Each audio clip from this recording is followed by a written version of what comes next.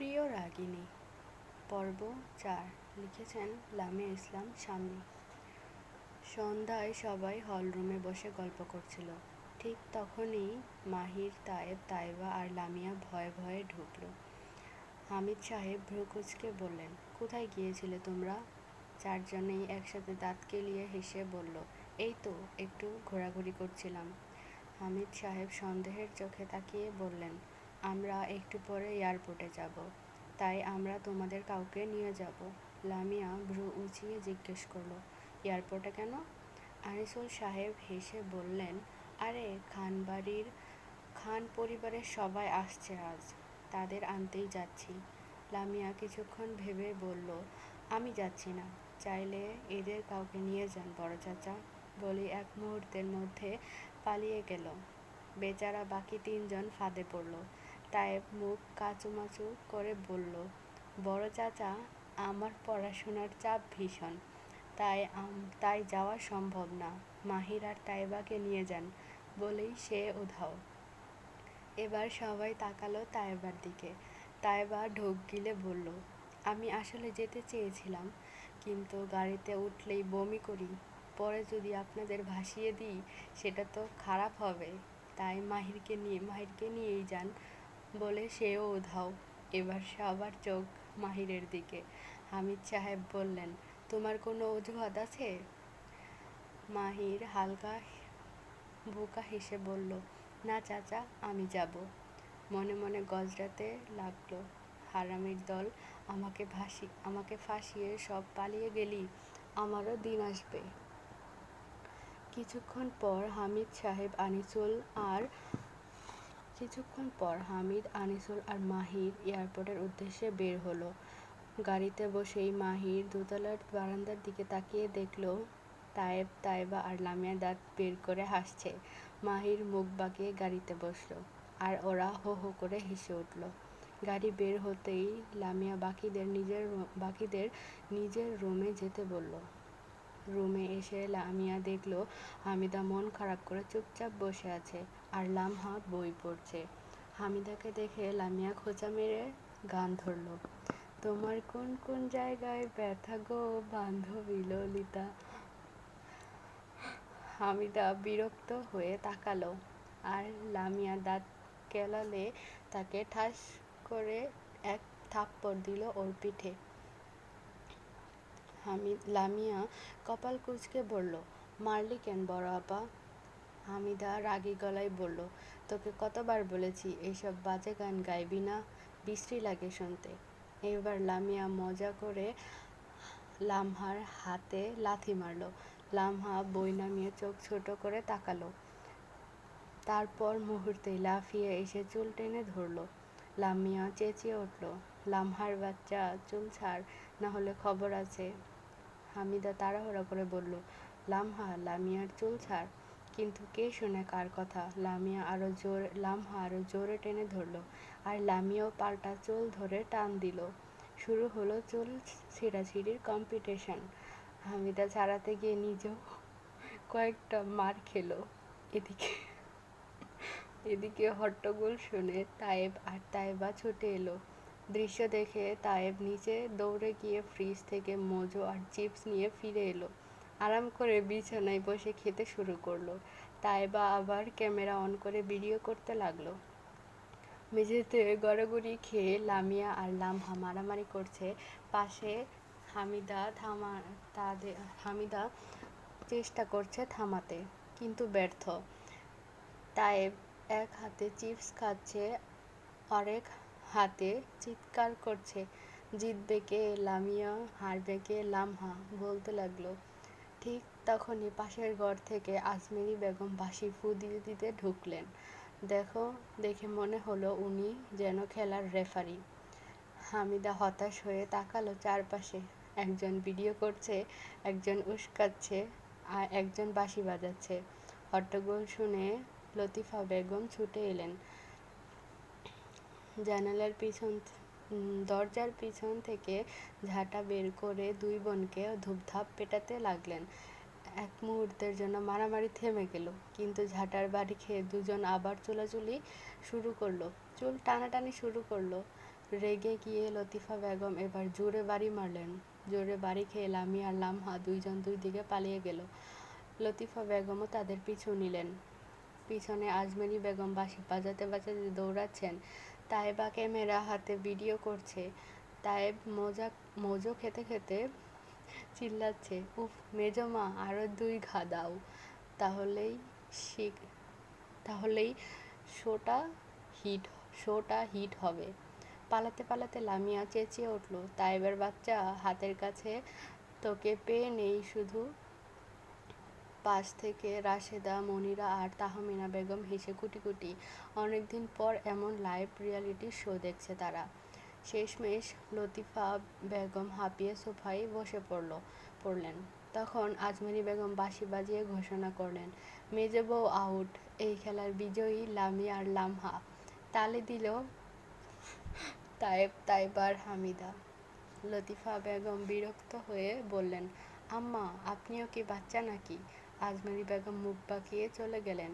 বাকিরা হেসে হেসে নিজেদের রুমে চলে গেল। এয়ারপোর্টে পৌঁছে খান পরিবারের জন্য অপেক্ষা করছিলেন হামিদ সাহেব, আনিসুল সাহেব আর মাহির। কিছুক্ষণ পরই আনিসুল সাহেব সামনে তাকিয়ে শফিউর খানকে দেখতে পেলেন। তিনি এগিয়ে যেতেই শফিউর খান জড়িয়ে ধরে বললেন, কেমন আছিস? আনিসুল সাহেব হেসে বললেন, ভালো আছি, তুই কেমন আছিস? ভালো আছি, তবে তোকে এত বুড়ো লাগছে কেন? আনিসুল হেসে বললেন, আরে ভাই, বয়স তো আর কম হলো না, বুড়ো হবই। ঠিক বলেছিস, বললেন শফিউর। এরপর তিনি হামিদ সাহেবের সাথে কুশল বিনিময় করলেন। একে একে পুরো খান পরিবার সবাই এসে দাঁড়ালো। সবার সাথে শুভেচ্ছা বিনিময় হতে লাগলো। আনিসুল সাহেব চারিদিকে তাকিয়ে বললেন, আরে সাফওয়ান, আবির, লাবিব, জাহিদ, ফাহিম কই? শফিউর সাহেব বললেন, এই তো ছিল এখানেই, চল গাড়ির কাছে যাই, ওরা আসবে ওখানেই। মাহির তখন এক কোণে দাঁড়িয়ে সব দেখছিল। হঠাৎ পিছন থেকে কেউ মাথায় চাটি মারল। ঘুরে তাকাতেই চোখ কপালে। সামনে দাঁড়িয়ে আছে 6 ফুট লম্বা সুঠামদেহী এক যুবক। গায়ে কাঁচা হলুদের মতো উজ্জ্বল রং, চোখের মনি গভীর কালো, ভাঁজহীন সাদা শার্ট আর পরিপাটি প্যান্টের ব্যক্তিত্ব আরও উজ্জ্বল। মাহিরের এমন তাকানো দেখে যুবকটি আবার মাথায় চাটি মারল। মাহির মাথা চেপে বলল, আহ লাবিব ভাইয়া, মারছ কেন? লাবিব হেসে বলল, এভাবে তাকিয়ে আছিস কেন? এমনি তোমাকে দেখছিলাম, উত্তর দিল মাহির। পিছন থেকে সাফওয়ান এগিয়ে এসে বলল, আরে মাহির বাবু যে, দেখ তো আবির কত বড় হয়ে গেছে। আবির হেসে জড়িয়ে ধরল মাহিরকে। বাপরে, আমাদের সমান হয়ে গেছিস। মাহির মুখ ফুলিয়ে বলল, তোমরা কি বলতে চাইছো আমি এখনো ছোটই আছি? লাবিব মজা করে বলল, ছোট হোস বা বড়, আমাদের আগে বিয়ে করলে কিন্তু তোর খবর আছে। মাহির চোখ ছোট করে তাকালো দেখে লাবিব কেসে উঠল। তারপর বলল, চল সবাই, বাকিরা অপেক্ষা করছে। এক এক করে 3টা গাড়ি বের হলো এয়ারপোর্ট থেকে। প্রথম গাড়িতে সাবরিনা, শফিউর, লুবনা, আমির, হালিমা, জাহেদ, আনিসুল আর হামিদ। দ্বিতীয় গাড়িতে শারমিন, হাফসা, ফারিয়া, ফিরোজা আর শফিকুল। তৃতীয় গাড়িতে সাফওয়ান, আবির, লাবিব, মাহির, জাহিদ আর ফাহিম। বাসার পথে সবাই ক্লান্ত। সাফওয়ান গাড়ি চালাচ্ছিল। এদিকে মাহির ফোনে মেসেজ আসতেই সে পকেট থেকে ফোন বের করে হোয়াটসঅ্যাপ খুলল। দেখলো তাইবা একটা ভিডিও পাঠিয়েছে। কৌতূহল নিয়ে ওপেন করতেই শোনা গেল হট্টগোলের আওয়াজ। চোখ বড় করে দেখল লামিয়া আর লামহার কাণ্ড। ভিডিও শব্দে লাবিব বিরক্ত হয়ে বলল, আরে টোটো কোম্পানি অফ কর, মাথা ধরেছে। মাহির সাউন্ড কমিয়ে হেসে উঠল। সাফওয়ান কৌতূহলী হয়ে বলল, এমন করে কি দেখছিস যে হেসে গড়াগড়ি খাচ্ছিস? আর বলো না ভাইয়া, কমেডি শো। অনেকদিন পর এমন কিছু দেখলাম, উত্তর দিল মাহির। আবির উৎসাহী হয়ে বলল, কই আমরাও দেখি। মাহির ফোনটা এগিয়ে ধরতে আবির বিস্ময়ে বলল, এরা কারা? এইভাবে মারামারি করছে কেন? যেটা হলুদ জামা সেটা লামহা, আর গোলাপি জামা সেটা লামিয়া, হেসে বলল মাহির। লামিয়ার নাম শুনে লাবিব এক ঝটকায় ফোন কেড়ে নিয়ে ভিডিও দেখতে শুরু করলো। বাকিরা চোখ বাঁকা করে তাকালো, কিন্তু লাবিবের খেয়াল নেই, সে ব্যস্ত ভিডিওতে।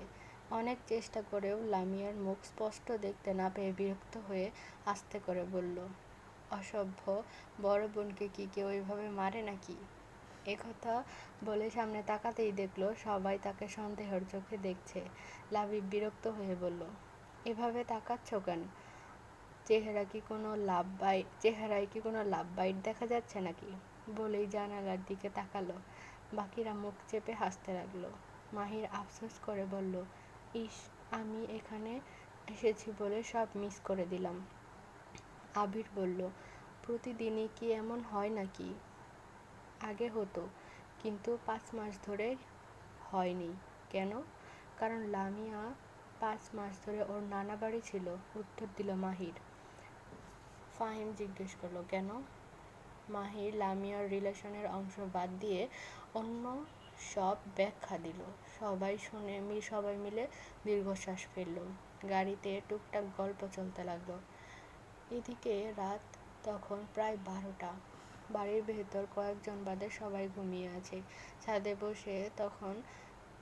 বসে তারা দেখছিল রাশেদ সিগারেটের ধোঁয়া ওড়াতে ওড়াতে। হঠাৎ গাড়ির শব্দ শুনে নিচে তাকালো। দেখলো প্রথম গাড়ি থেকে নেমে আসছে বাবা, চাচারা আর শফিউর খানের পরিবার। দ্বিতীয় গাড়ি থেকে নামলো এক রমণী, কালো শার্ট, কালো প্যান্ট, চুল ঝুটি করা, ঠোঁটে হালকা হাসি। তাকে দেখে রাশেদের মুখ এক মুহূর্তের জন্য উজ্জ্বল হলো, হালকা হাসলো, তারপর চোখ মুখ শক্ত করে সিগারেটে মাটিতে পিষে নিজের ঘরে চলে গেল। খান পরিবারের সবাই ইসলাম বাড়িতে প্রবেশ করতেই লতিফা, রাশেদা, মনিরা আর তাহমিনা বেগম দৌড়ে সাবরিনা, হালিমা, লুবনা আর ফিরোজাকে জড়িয়ে ধরলেন। খুশিতে চারদিক ভরে উঠল। সাফওয়ান, আবির, লাবিব, জাহিদ আর ফাহিম এসে সবাইকে সালাম জানালো, কুশল বিনিময় হলো। শফিউর সাহেব হেসে বললেন, তোদের ছেলেমেয়েরা কই? আনিসুল সাহেব বললেন, রাত হয়ে গেছে, সবাই ঘুমাচ্ছে, কাল সকালে দেখা হবে, আপাতত রুমে গিয়ে বিশ্রাম কর। শফিউর মাথা নাড়ালেন। হামিদ সাহেব তার স্ত্রী আর ভাবিদের উদ্দেশ্যে বললেন, তোমরা ওদের রুম দেখিয়ে দাও। সবাই সবার রুমে চলে গেল। লতিফা বেগম খাবারের কথা বললেন, কিন্তু সবাই ক্লান্ত, তাই সেদিন আর কেউ খেলো না। ফ্রেশ হয়ে সবাই যার যার রুমে শুয়ে পড়ল। অন্ধকার কাটিয়ে ভোরের আলো ফুটল চারদিকে। পাখিরা কিচিরমিচির করে গান গাইছে। তালুকদার নিবাসের দেওয়ালের ওপর ভর দিয়ে ইসলাম বাড়ির দিকে উঁকি দিচ্ছে প্রায় 50 বছরের এক বৃদ্ধ, মতিন তালুকদার। মাথার চুলদাড়ি সাদা হয়ে গেছে, কিন্তু তার দুষ্টামি করার মেজাজ এখনো একটুও যায়নি। ইসলাম বাড়ির 2য় তলার বারান্দায় গেঞ্জি আর ট্রাউজার পরে যোগব্যায়াম করছিলেন আজমেরী বেগম। হঠাৎ চোখ পড়তেই দেখলেন তালুকদার বাড়ি থেকে মতিন উঁকি মারছে। চোখ ছোট করে তিনি চিৎকার দিয়ে বললেন, আইসকা আমি ইউরে মজা দেখামো। মতিন না, দাঁড়াইস ইউ, আমি অক্ষুনি আইতাছি। মাই বাড়িতে উকি ফুকি দেওয়া, আজ তোকে দেখাইমু এই আজমেরি হোয়াট। বলেই তিনি সিঁড়ি বেয়ে নিচে এলেন। হাতে নিলেন কেঠি। মাটি থেকে একটা ইটের টুকরো তুলে কেঠিতে গেঁথে সোজা তাক করলেন মতিনের মাথার দিকে। ঠাস করে ছুঁড়ে মারতেই ইটের টুকরো সোজা গিয়ে কপালে লাগলো। মতিন চিৎকার করে উঠলেন, ওরে ময়না, কই তুই? ওই বুড়ি আমার মাথা 2 ভাগ করে দিল রে। স্বামীর চিৎকার শুনে ময়না বেগম ছুটে এসে দেখলেন স্বামীর মাথা চেপে ধরে কাঁদছেন। পাশে ফিরে তাকাতেই দেখলেন আজমেরী বেগম কিঠি ঘোরাতে ঘোরাতে দাঁত কেলাচ্ছেন। মুহূর্তেই বুঝে গেলেন কি ঘটেছে। আর শুরু হলো যেন এক প্রকার বিশ্বযুদ্ধ। বাড়ির বাইরে এত চিল্লাচিল্লি শুনে লাবিবের আড়মোড়া ভাঙল। বিরক্ত হয়ে ঘড়ি দেখল, মাত্র 6টা বাজে। আরও বিরক্ত হয়ে জানালা দিয়ে বাইরে তাকিয়ে কিছু বুঝতে পারল না। দরজা খুলে নিচে নামতেই দেখল সাফওয়ান আর আবিরও বেরিয়েছে। লাবিব বলল, বাইরে কিসের চেঁচামেচি হচ্ছে? সাফওয়ান বলল, জানি না, চল দেখে আসি। তিনজন একসাথে বের হলো। এদিকে ময়না বেগম কোমরে আঁচল গুজে সামনে এগিয়ে বললেন, ইস ফুপিত। আজমেরী বেগমও এক পা এগিয়ে বললেন, লনসেন। ময়না বেগম রেগে উঠলেন, ইডিয়ট। ওই বেটি, তুই আমার জামাইরে ইট ছুড়ছস কেন? আজমেরী বেগম চেঁচিয়ে উঠলেন, ওই বেটি, তোর জামাই আমার বাড়িতে উকি পুকি মারে কেন? ময়না বেগম চেঁচিয়ে বললেন, ওই বুড়ি, তুই কারে বেটি কস? আজমেরী আরও ক্ষেপে উঠলেন, বুড়ি মানে?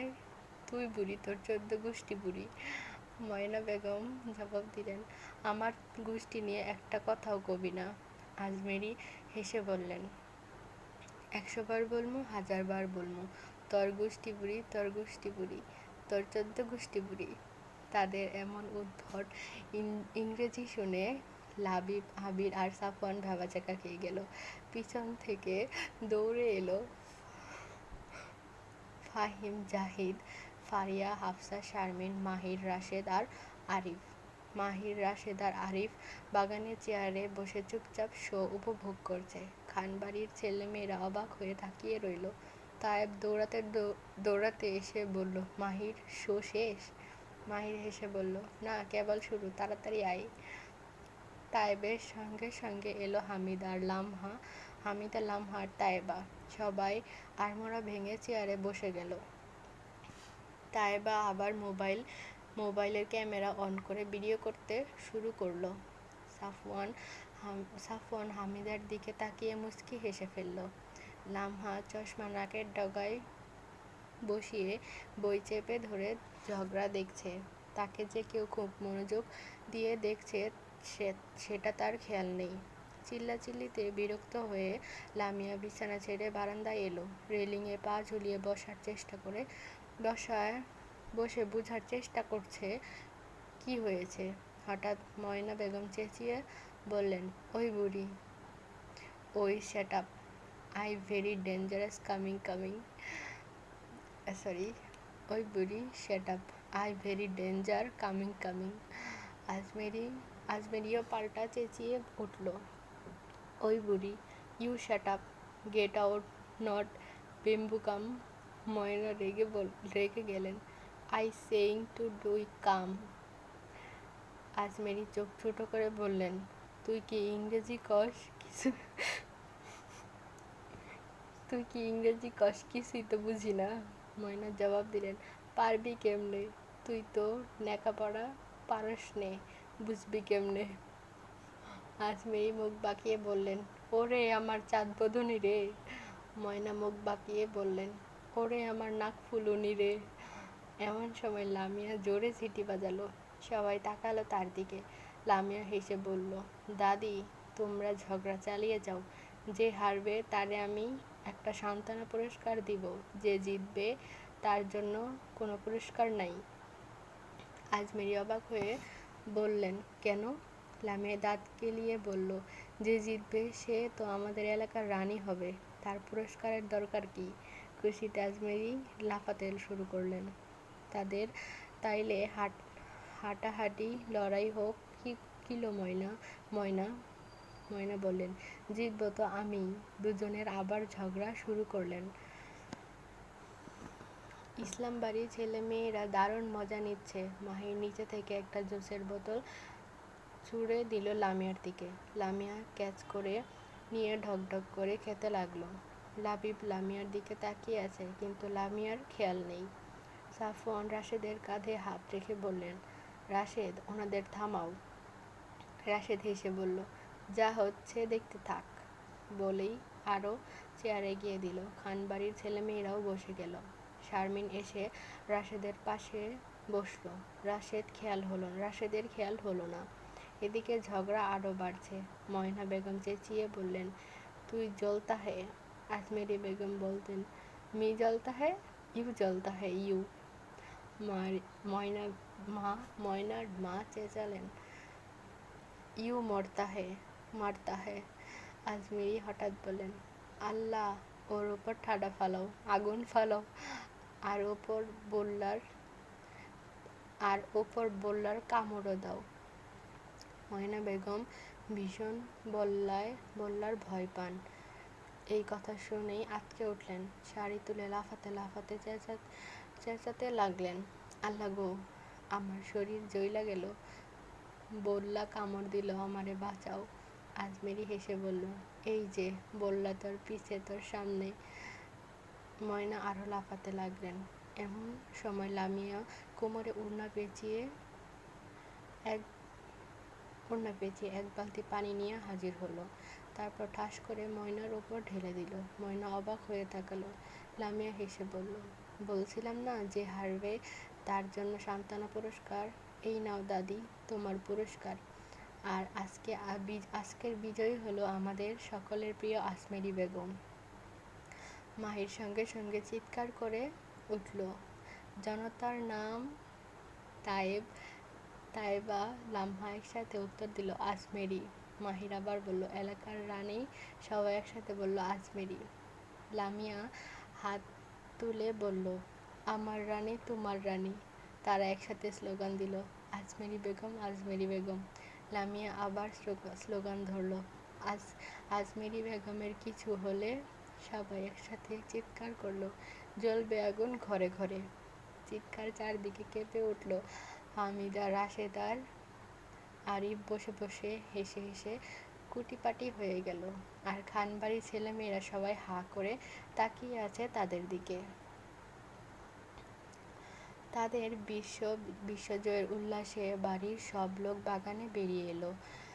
লামিয়া, তায়েবা, মাহির আর লামহা চিৎকার চেঁচামেচি করছে, হাসাহাসি করছে। ঠিক তখনই পিছন থেকে ঝাঁটা হাতে হাজির হলেন লতিফা বেগম।